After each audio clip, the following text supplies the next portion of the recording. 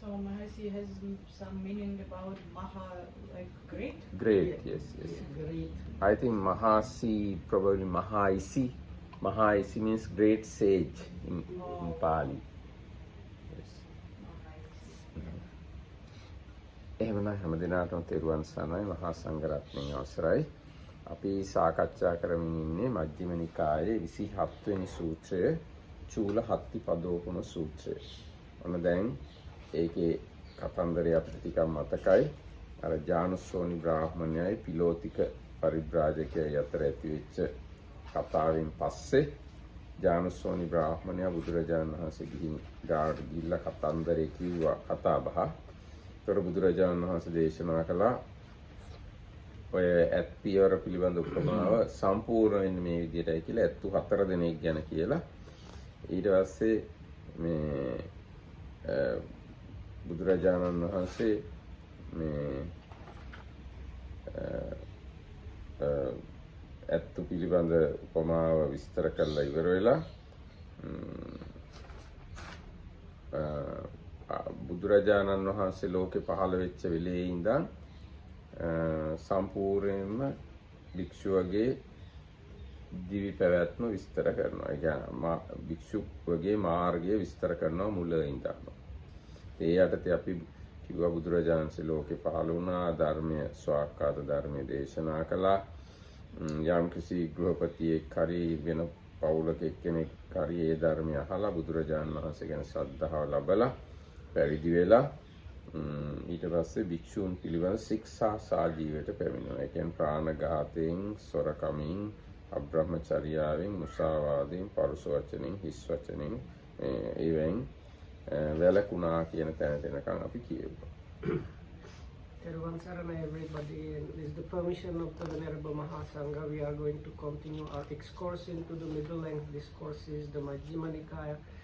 Now we are reading Sutta 27, which is the short discourse on the elephant footprints.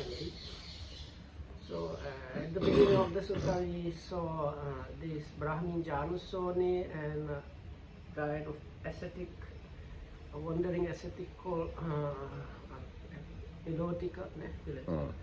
And they had discussion, and the gist of that, this is big, like very much simplified. This Pilotika, who actually liked the Buddha but for some reason was not ordained as a monk, said that how the Buddha is kind of very great person.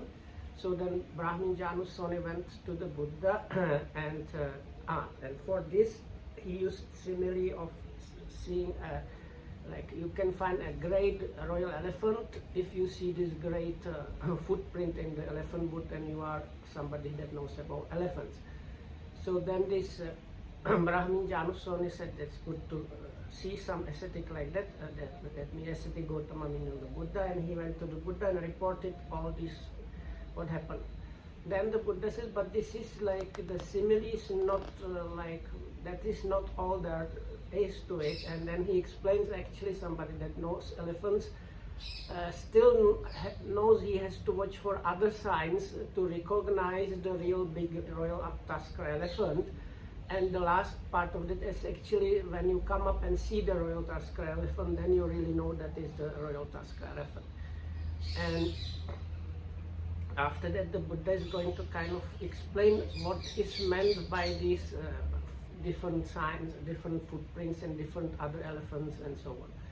So he starts that Tathagata here meaning the Buddha arises in the world, teaches the good Dhamma, and somebody hears that and gets inspired, understands that the lay life is too difficult for practicing, and after ordaining undertakes the livelihood and training rules of the bhikkhus, of the monks, and then he abstains from killing, abstains from stealing, abstains from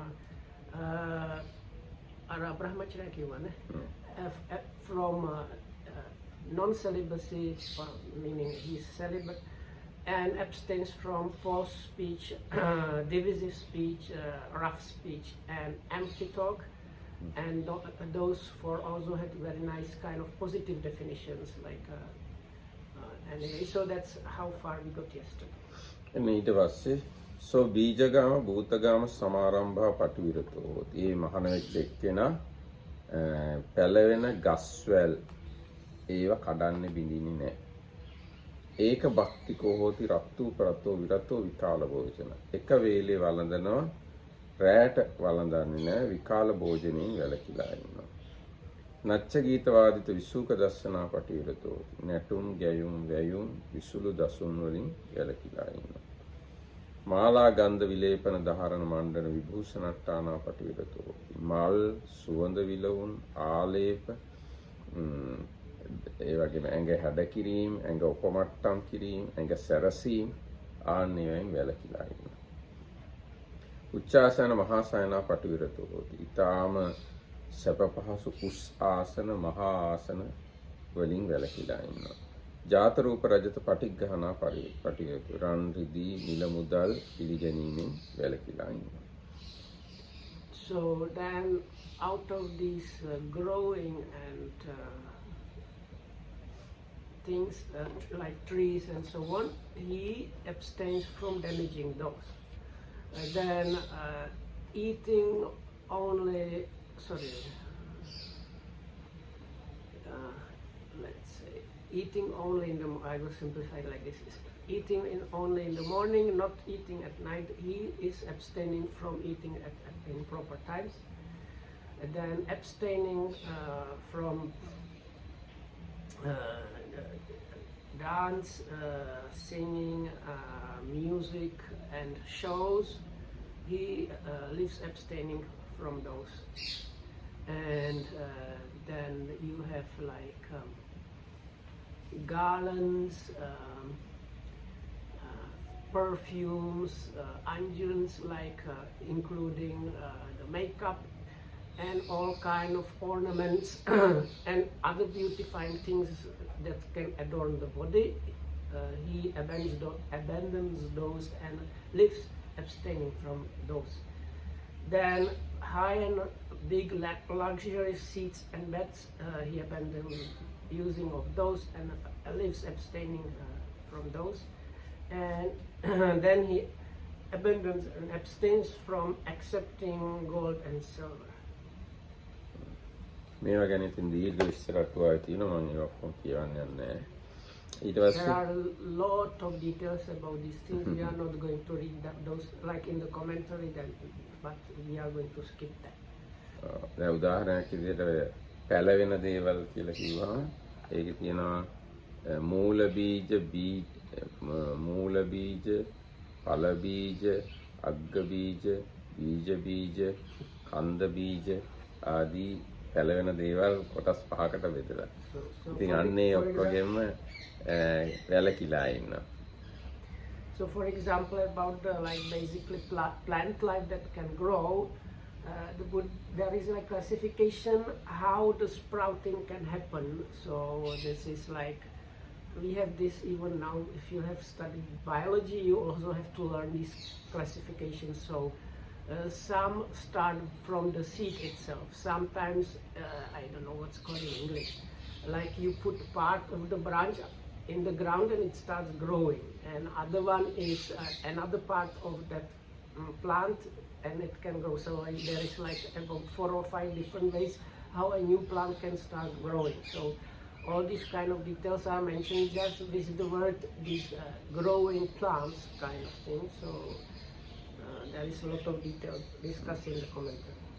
ඒ වගේම ඒක භක්තිකෝ කියන එක ගැන කියලා තියෙනවා. අරුණෝදේ ඉඳන් මධ්‍යහ්නය වෙනකන් 10 සැරයක් වැළඳුවත් එයා ඒක භක්තිකයි කියලා So කියනවා. there is the expression ekabhattiko, which literally means one eater. But here one eater is explained that from the time when there is like twilight, when the first rays of light appear in the sky in the morning up to noon, if you even eat that 10 times, it is still considered as one eat, like once eater.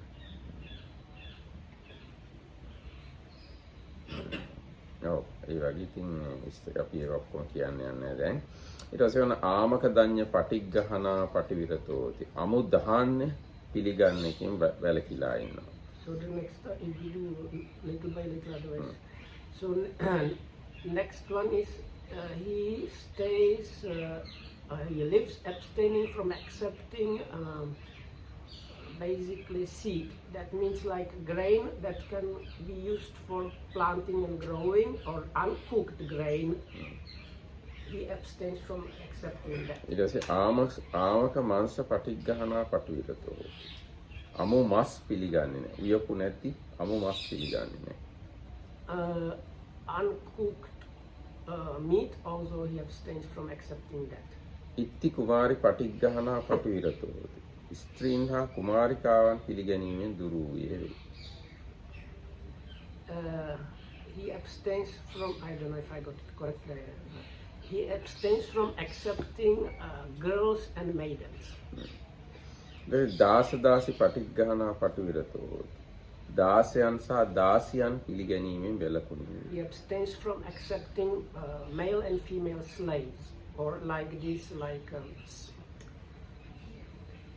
serfs or servants. Like those days, maybe they were not normal kind of slave, but they were something like the position of the feudal serfs, that very low kind of. So some master decides what they do. So anyway, accepting from people like those. හැබැයි අටුවාව කියනවා මේ කැපකරුවෙක් වශයෙන් ආරාමිකයෙක් වශයෙන් දෙනවා කියලා දුන්නොත් පිළිගත්තට කමක් නැහැ. The commentary is an observation which is actually there in many cases in Vinaya Pitaka, also stories like that. No? If somebody offers those as helpers for the monastery, then it's okay. ඊට පස්සේ අජේලක පටිග්ගහනා පටිවිරතෝ හෝති. ඒ කියන්නේ එළුවන් පිළිගැනීමෙන් වැළකුණේ වේ. He abstains from accepting goats. Yeah. කුක්කුට සූකර පටිග්ගහනා පටිවිරතෝ හෝති. කුකුලන් ඌරන් ඒවා පිළිගැනීමෙන් වැළකුණේ. He abstains from accepting fowl and pigs. ඊට පස්සේ හත්ති වාස්ස වලවා පටිග්ගහනා පටිවිරතෝ හෝති.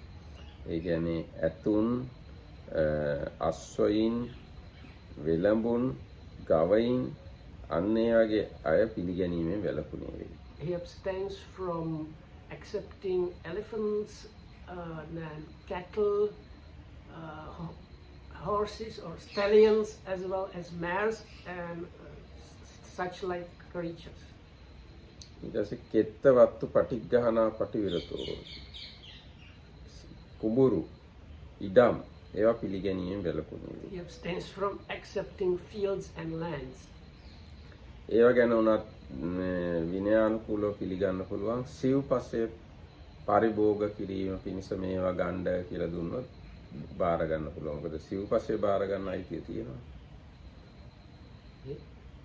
සිව්පස්සේ පිණිස මේ ඉඩම බාර ගන්න කියලා කිව්වොත් බාර ගන්න පුළුවන්. Like for the requisites? Or? For requisites, yes. How does that work? For requisites arise from those lands. Okay. So for that you can accept lands. Okay. එතකොට ඊට පස්සේ දැන් ඉස්සර සංඝයාට ගොඩාක් ඉඩම් පූජා කළා තියෙනවා. ගම් පිටින් පූජා කළා තියෙනවා. ඒවා කළා තියෙන්නේ සිව්පස්සේ දීම පිණිස. රජු. එහෙම මෙතන කෙලින්ම කියලා නැහැ. ඒවත් අර ක්‍රමයට සමහරට පුළුවන් ඇති. දැන් ඉස්සර විශාල ආරාම තිබුණානේ. ඒ ආරාමවල පැවැත්ම සඳහා ආරාමවල ඉන්න හාමුදුරන්ට චීවර පින්ඩපාත සේනාසන ගිලන්පස ඕනනේ. ඒවා පිනිස දුන්නොත් සමහර විට පිළිගන්න පුළුවන්. So the argument was that like maybe even the before mentioned things might be accepted if they are also accepted with the idea getting the four requisites from those. ඒ කියන්නේ ඉස්සර කාලේ තිබුණ ආරාම හාමුදුරු දහස් ගණන් ඉන්නවා. ඉතින් ඒ හාමුදුරු ඔක්කොම පින්ඩපාත ගිහිල්ලා කෑම හොයා ගන්නත් ඉඩ තියෙනවා, නැති වෙන්නත් ඉඩ තියෙනවා, ලෙඩ වුණාම ඉන්න ඉඩ තියෙනවා. ඉතින් ඒකට ඒ හාමුදුරු ගැන බලන්න සේවකයෝ ඉන්න ඕනේ. ඒ සේවකයන්ට කණ්ඩ දෙන්න ඕනේ, සේවකයන්ට පඩි දෙන්න ඕනේ. දැන් සමහර කාලේ තිබුණා අබේගිරිය හාමුදුරු 5000ක් ඉඳලා තියෙනවා. මහා විහාරයේ හාමුදුරු 3000ක් ඉඳලා තියෙනවා. ජේතවනයේ හාමුදුරු 3000ක් ඉඳලා තියෙනවා. දහස් ගණන් හාමුදුරු ඉන්නකොට ඒගොල්ලන්ට උදව් කරන්න අය සේවකයෝ අරගොල්ලෝ මහ ගොඩක් ඕනේ. ඒ ලොකු ඕගනයිසේෂන් එකක්. ඒවා පවත්වගෙන යන්න රජවරු එහෙම උදව් කළා තියෙනවා. ඉතින් එහෙම උදව් කරනකොට ඒ ආරාම වල ඉන්න ලොකු හාමුදුරුවෝ ඒවා පරිපාලනය කරන ක්‍රම හරි ගස්සලා තියෙන්නේ නැති. ඒකයි. So in those days in Sri Lanka, there were 3 big monasteries here just in the Anuradhapura. So at one point in those 3 biggest monasteries in Anuradhapura, there were about 10,000 monks. So those monks needed food and other things. So they were like 2,000, 3,000 and 5,000. So anyway, so for that the king helped, and they had like servants and helpers in those monasteries, and the servants and helpers also needed their salaries and things. So it was like a big organization, and so it probably there were like lands gifted to support running of this thing. අපේ මෙහි අපි ආන්දරු 29ක් විතර ඉන්නේ.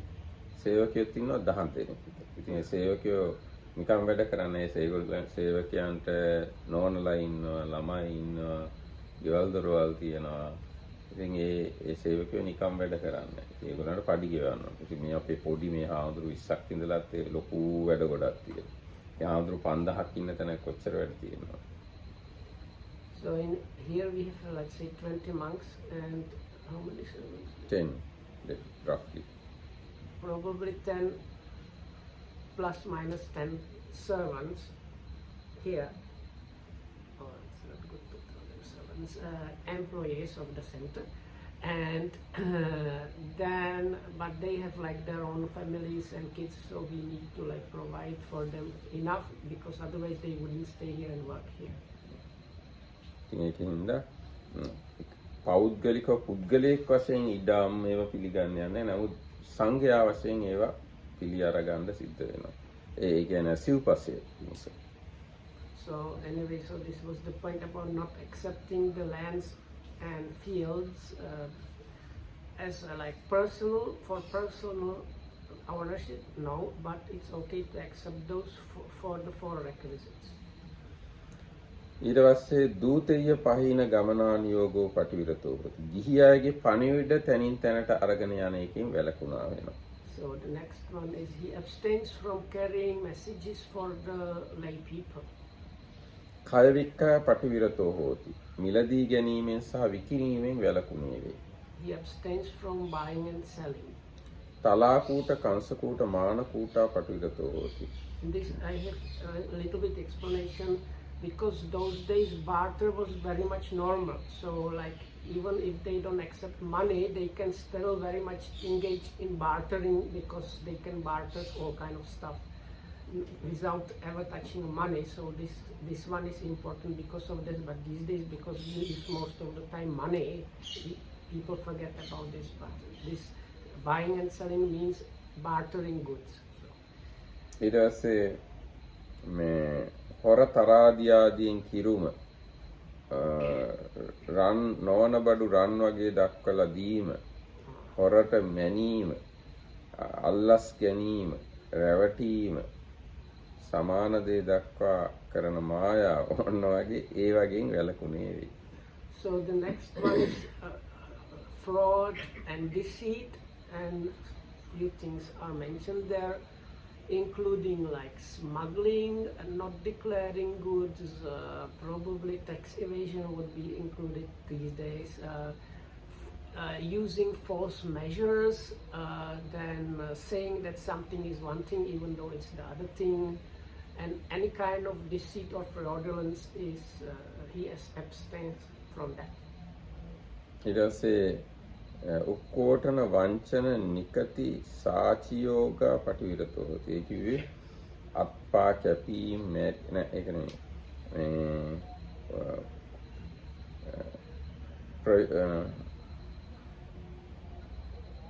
ඒක මම කිව්වා. ඒ කියන්නේ අල්ලස් ගැනීම, රැවටීම, සමාන දේ දක්වා කරන මායාව, ප්‍රයෝග ඒවෙන් වැළකුණේ ඒක. ඔක්කොටම වංචනික නිකති සාචියෝග පටිවිරතෝ හොති කියන්නේ ඒක. ඊට පස්සේ ඡේදන වද බන්ධන විපරාමෝස ආලෝක සහසාකාර පටිවිරතෝ හොති. ඒ කියන්නේ අත්පා කැපීම, මැරීම, විලංගු ආදියලා බැඳීම, මං පැහැරීම, ගම් පැහැරීම, සහාසික වැඩ මේවයින් වැළකුණේ වේ. So here is like this. Abstains from false weights, false metals and false measures. He abstains from accepting bribes, deceiving, defrauding and trickery. He abstains from wounding, murdering, binding, plunder and violence, and one of them is like highway robbery also. ඔය ඉතින් දැන් මේවෙන් කිව්වේ මහාන වෙන එක්කෙනා ඔය ගිහි අයගේ වැඩ වලින් ඔක්කොගෙම අයින් වෙලා ඉන්නවා කියන එක. So just what is meant here is whatever things the lay people might be doing, the ordained person is not engaging in those things. ඒ මොකද දැන් මේ කියාපු දේවල් කරන්න ගියාම සෑහෙන ලෝභ දෝෂ මොහ ඇති වෙනවා. දැන් මේවෙන් ඔක්කොගෙම වැළකීලා ඉන්නකොට ලෝභ දෝෂ මොහ ඇති වෙන අවස්ථා අඩු වෙනවා. So the market answers is why, because these mentioned thing would lead probably or could lead to arising an increase of greed, aversion and delusion. So the goal or kind of reason for living the holy life, so to say, is a reduction and eradication of greed, aversion and delusion. ඔන්න ඊට පස්සේ සෝ සන්තුට්ඨෝ හෝති කාය පරිහාරිකේන චීවරේන කුච්චි පරිහාරකේන පිණ්ඩපාතේන. එයා තෘප්තිමත් වෙනවා, සතුටු වෙනවා. කයට පරිහරණය කරන්න ඇති තරමට සිවුරෙනුයි, කුසට ඇති තරමට කෑමෙනුයි. He is satisfied with whatever robe that is enough to cover up his body, and with whatever alms food he finds to fight off hunger. ඔව් දැන් සාමාන්‍යයෙන් ගිහි ජීවිතේ ඉන්න කෙනෙක් කයට ඇති වෙන ඇඳුමකින් සතුටු වෙන්නේ නැහනේ. ඒගොල්ලෝ ලස්සන ඇඳුම්, වටින ඇඳුම්, අනිත් අය බලන ඇඳුම් අපි දිහා අනිත් අයට වඩා හොඳ ඇඳුම් ඕවා හොය මහන්සි වෙනවා. එහෙම නෑ මේ ආමුදුරු. ඒ වගේම කෑමත් එහෙමනේ. ගිහි අය රස කෑම කනවා. අද එක හෝටලකින් කාලා හෙට තව හෝටලකින් කනවා. ගෙදරත් උයා ගන්නවා රස විදි වලට. එහෙම එකක් නෑ. පින්ඩපාතෙන් තමයි මේ ඉදින්නේ. කුච්චි පරිහාර කියන පින්ඩපාතෙන්. කුස පරිහරණය කරන්න අවශ්‍ය වෙන පින්ඩපාතෙන් ගෙපෙනවා. And here kusa means like when you have growling in the stomach, no? Kusa means belly, no? Yeah. Kuchi means belly. Yeah. That's what I said. Growling in the stomach. Growling can kind of this. When you are hungry, there is this kind of sound in the. Kusa. No. Not sound. Kusa means normally bud. Yes. Not any sound. No, but some people say if you translate it as hunger, many people say I'm hungry when they actually just feel like eating.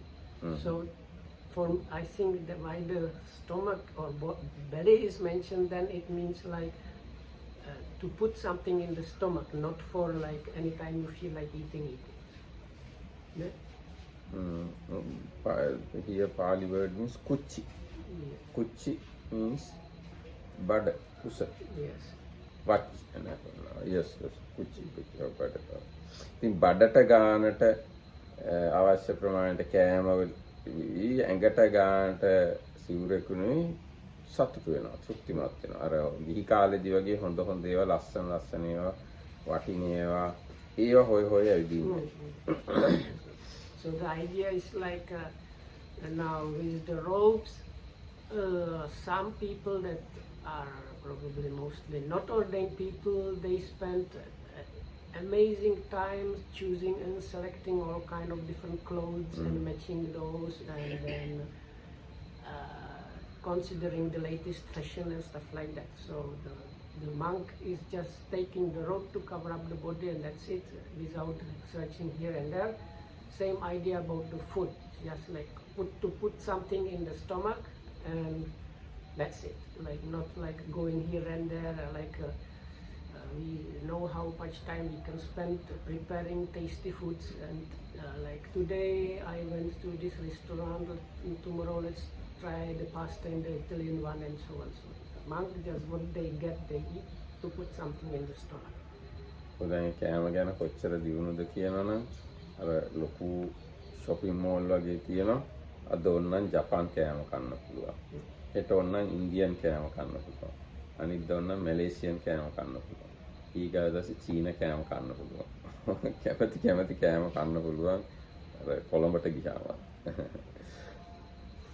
So if you go to Colombo, some big shopping mall for the rich and wealthy, so then, and if you have the money, then they have like a whole section devoted to different cuisines. So like, I don't know, but probably you might get mostly the kind of, I don't think you will get some Czech food there, but other of the like main stuff, like but Chinese, this Indian and all kind of Japanese and other foods are available.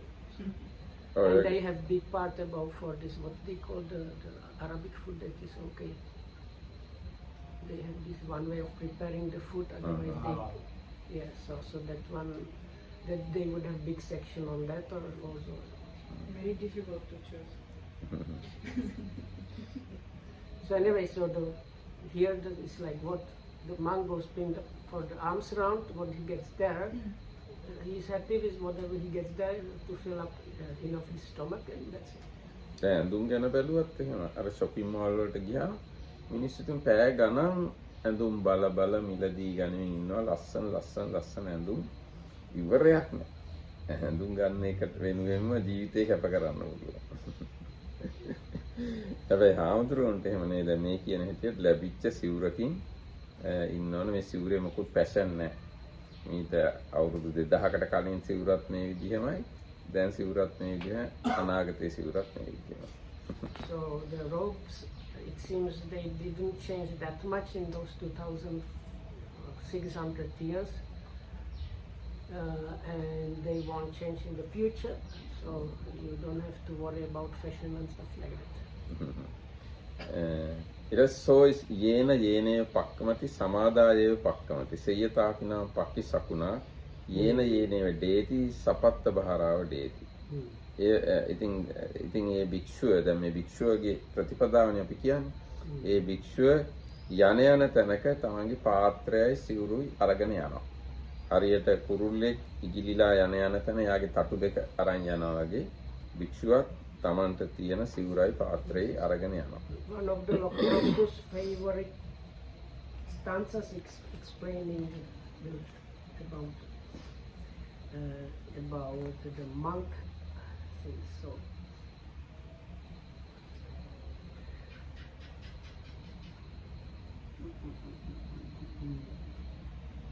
So wherever he goes, he sets out taking only these with him.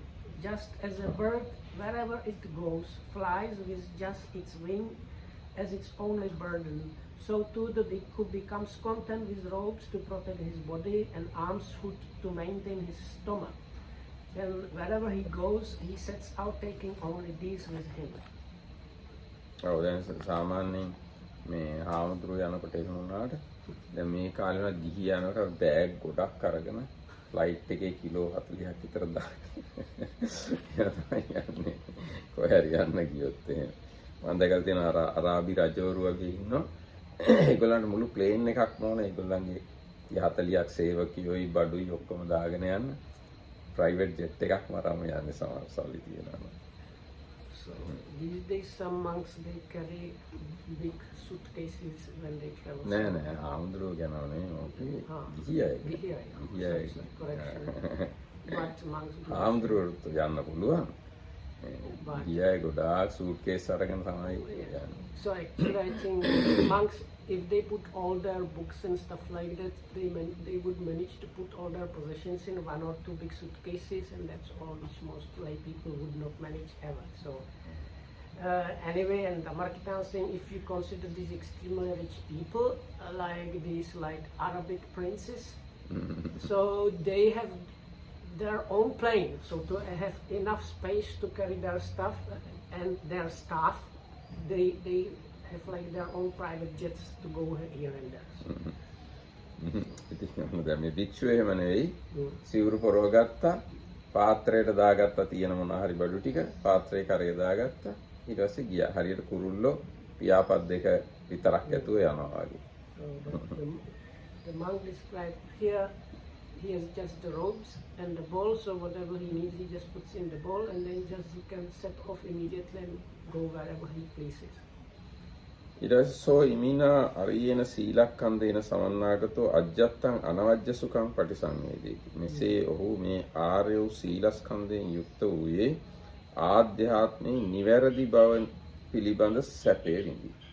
So equipped with this noble aggregate of virtue, he experiences the sukha, what is called the noble comfort or bliss of blamelessness. ඒ කියන්නේ යාගේ අතේ කිසි වරදක් නැහැ. අනික් අයට කියන්න දැන් අර මුලින්ම කිව්වනේ.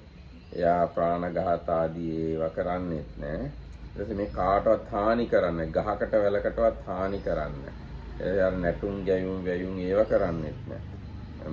මොකක්වත්ම යාගේ අතේ වරදක් නැහැ. කයින්වත් වචනයෙන්වත් කිසි වරදක් නැහැ. ඒ වගේම එයා මේ තමන්ට ලැබිච්ච පින්ඩපාතකින් ලැබිච්ච සිවුරකින් සතුට වෙලා ඉන්නවා. ඉතින් එතකොට එයාගේ කිසිම වරදක් නැහැ කියලා එයාටම පේනවා. ඒ පෙනීම නිසා ඇතිවෙන සැපෙන් යුක්තව එයා ඉන්නවා. I don't know if I translate. I don't know if I translated also inner comfort.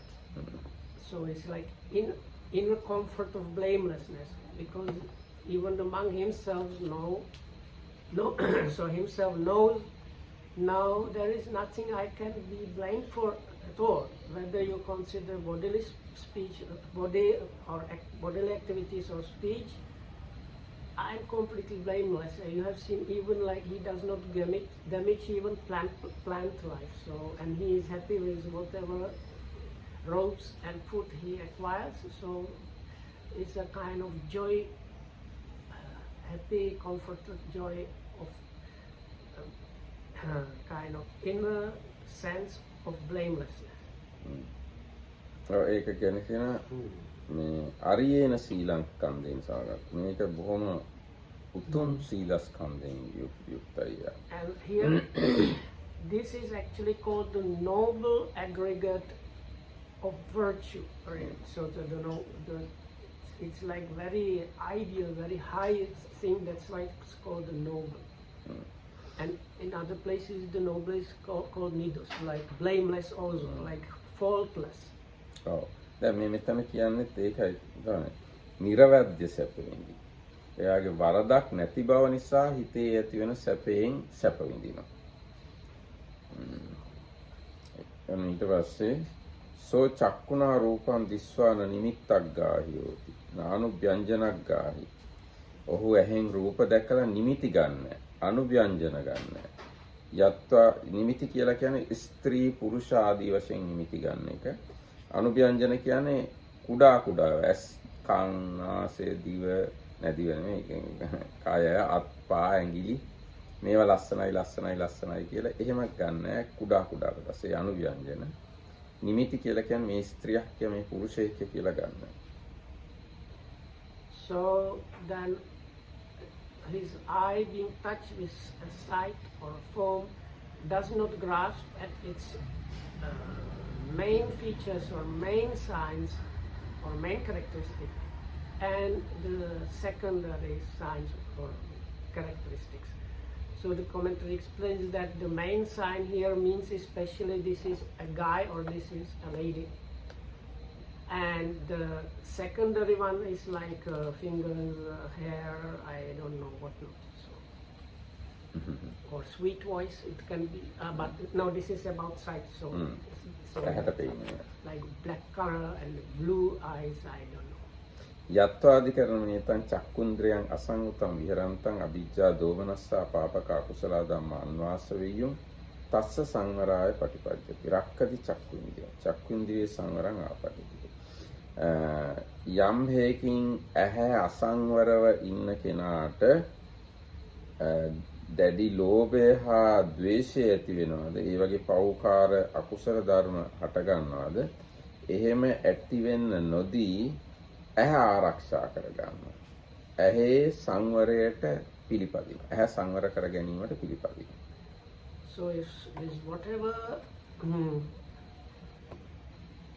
in whatever way there can be a rising of strong greed or kind of aversion or any unwholesome things, when the eye faculty was unguarded, so he prevents that from happening. So like that he manages to have guarded or restrained eye faculty, and he is kind of practicing or living within the practice of guarding the eye faculty. දැන් මේක ටිකක් තදට කරපු ආමුදුර කෙනෙක් හිටියා චිත්තගුත්ත කියලා ලංකාවේ. දුර්ගම රජුගේ තාත්තගේ කාලේ. ඉතින් ඒ ආමුදුර S2 හරීම පාලනය කරගෙන ඉන්නවා හරිම හොඳ සිල්වත් ආමුදුර කෙනෙක් කියලා රජුරවන්ටත් දැනගන්න ලැබුණා. කාවන්තිස්ස රජුරවන්ට. ඒ රජුරවන්ටත් ඕනුණා මේ ආමුදුරව බලන්න. මේ රජුරව කිව්වා රජමාලිගාවට එන්න කියලා ආරාධනා කළා. ආමුදුරව ආවේ නැහැ. ඒ ආමුදුරව හිටිය අර මදුනාගල ගාව තියෙනවා චිත්තගුත්ත මහරහතන් වහන්සේ හිටිය දෙන්න කියලා. ඉතින් ආවේ නැහැ. ඊට පස්සේ දෙවෙනි සැරේටත් යවුවා ආවේ නැහැ. තුන්වෙනි සැරේටත් එන්න කිව්වා ආවේ නැහැ. ඊට පස්සේ රජුරෝ කිව්වා හාමුදුරුවෝ රජමාලිගාවට වඩින ගන්න රජුරෝ හිටිය තිස්සමහරාම. හාමුදුරුවෝ රජමාලිගාවට වඩිනවා මේ ප්‍රදේශයේ අම්මලා ළමයින්ට කිරි දීම තහනම් කියලා. ඊට පස්සේ ළමයි ගැන අනුකම්පාවෙන් හාමුදුරුවෝ රජමාලිගාවට ආවා. ඇවිල්ලා රජුරෝ වඳිනකොටත් සුඛී හෝතු මහරජා කියලා කිව්වා. සැප වේවා මහරජතුමනි. විහාර මහදේවි වඳිනකොට සුඛී හෝතු මහරජා කියලා කිව්වා. සැප වේවා මහරජතුමනි. ඊට පස්සේ මේ ඔන්න ඉතින් රජුරවන්ටම තේරුණා හාමුදුරන්ට මේ රජමාලිගාවේ මේ නගරේ ඉන්න බෑ කියලා ආපහු යන්න යවුවා. මේ හිටිය දිහාට ඒ ලෙනටම. ඉතින් එන ගමන් අර හාමුදුරුවොත් එක තව හාමුදුරුවෝ ගිහින් තියෙනවා.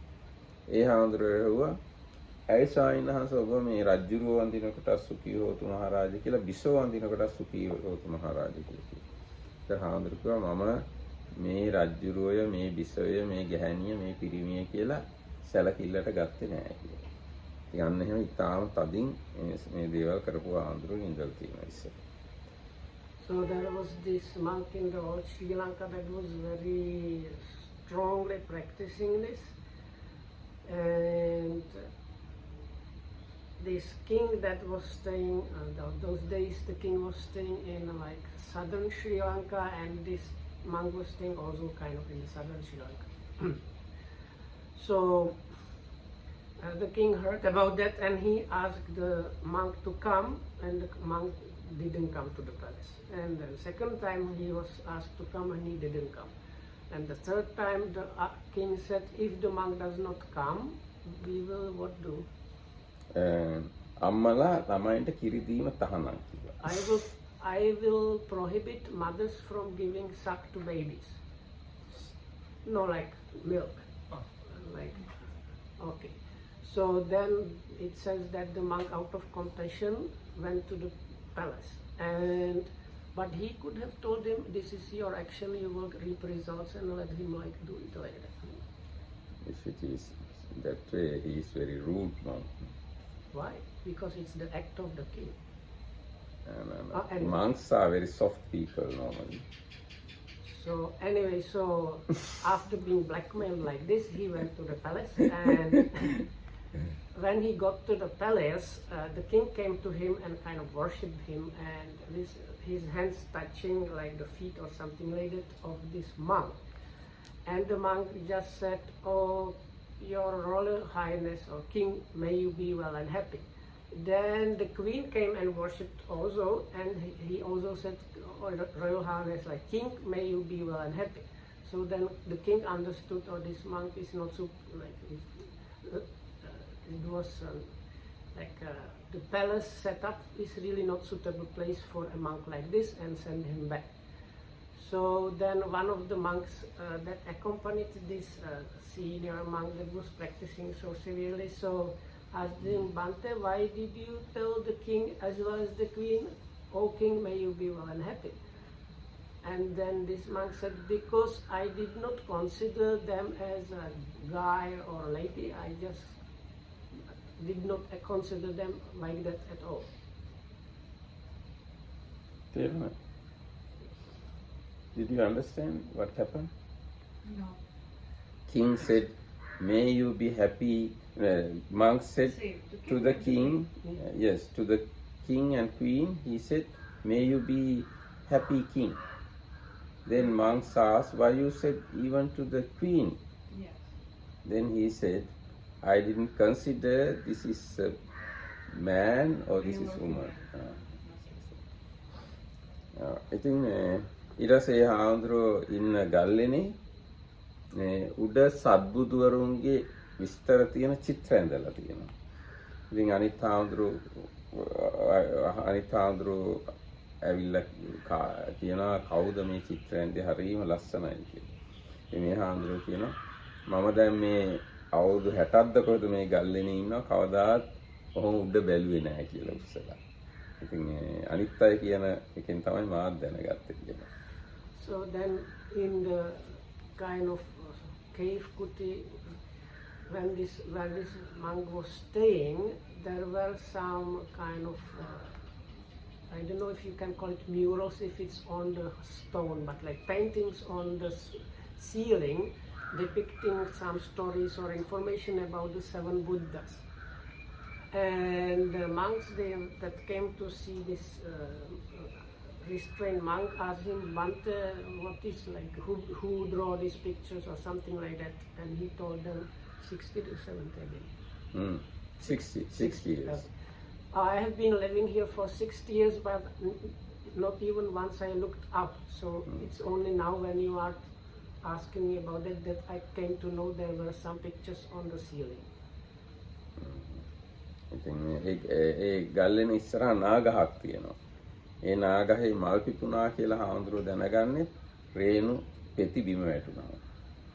Also there used to be this big ironwood tree in front of that kuti, and this monk used to learn that it was blooming only because the flowers were falling on the ground.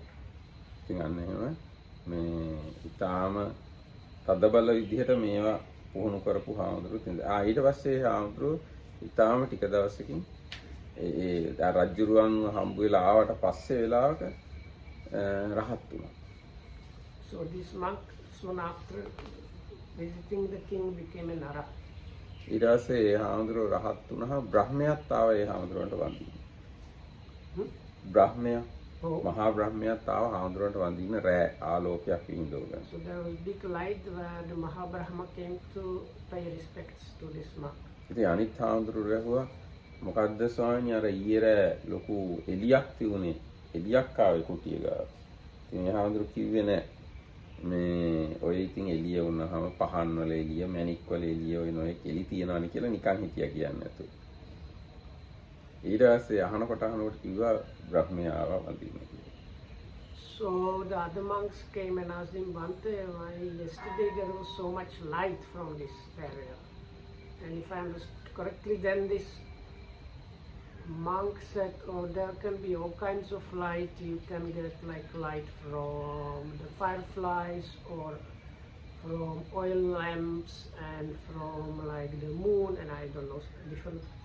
And then, but anyway, these monks did not give up, and little by little they like persuaded him eventually he told them it was the Mahabrahma that came to pay respect to them.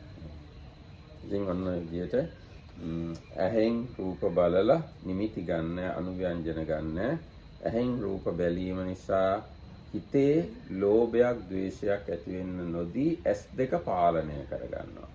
ඒ විදිහටම කන් දෙක, නාසය, දිව, කය සහ මනස පාලනය කරගන්නවා. අන්න ඒ විදිහට ඉන්ද්‍රිය 6 පාලනය කරගන්නවා මේ භික්ෂුන් වහන්සේ. So then the same thing is repeated about the other five senses. So he guards the ear against the sounds, the nose against the smells, the tongue against the tastes, the body against the tactile sensations, and the mind against thoughts. So like that, all his 6 sense faculties are well guarded, so that no greediness, aversion, or other unwholesome states can arise because these senses are left unguarded. ඉතින් එහෙනම් අද දවසට අපි මෙතනින් නතර කරමු. So that's it for today. May you all be well and happy and protected by the Triple Gem, and thanks for listening. Thank you.